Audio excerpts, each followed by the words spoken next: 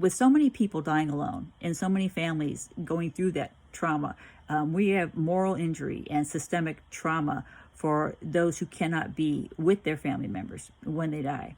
And we hear it from the nurses, we hear it from doctors, from chaplains, we hear it from other people who say how they couldn't say goodbye. And all these feelings, of course, are valid. Any of your feelings are valid. They're yours. They're your experience. They are. But what I think needs to be said is, and what people have told me has helped is that realization that there's nothing you could have done. This is not your fault. This is not your fault. The fact that you cannot be there at their time of death is beyond your control.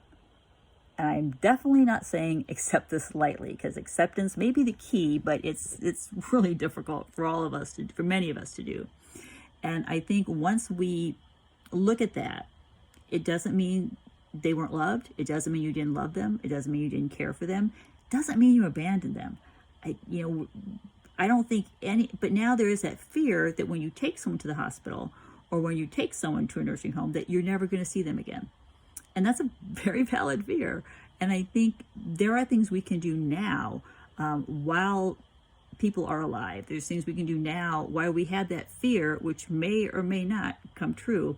And I'm hoping to put some more resources out there for those things that we can do.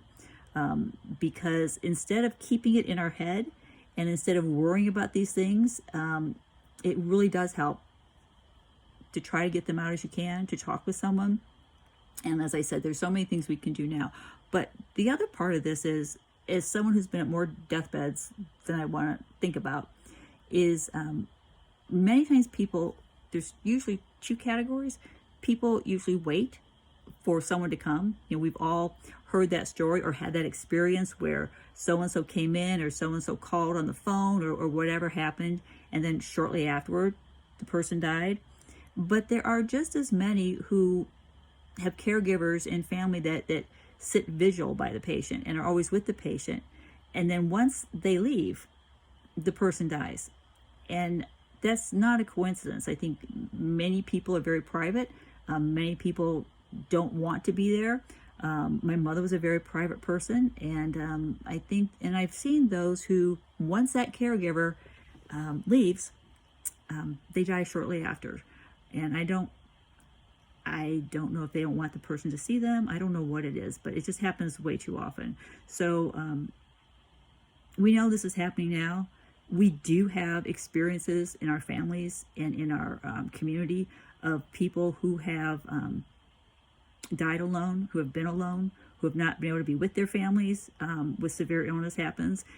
So we do have experiences we can draw upon, but this is so systemic right now. And I'll be hoping to put some more things out there because there's so much to think about, not just the things you can do now while you can't see them, but also when the death comes, there's ways of how are you going to remember them?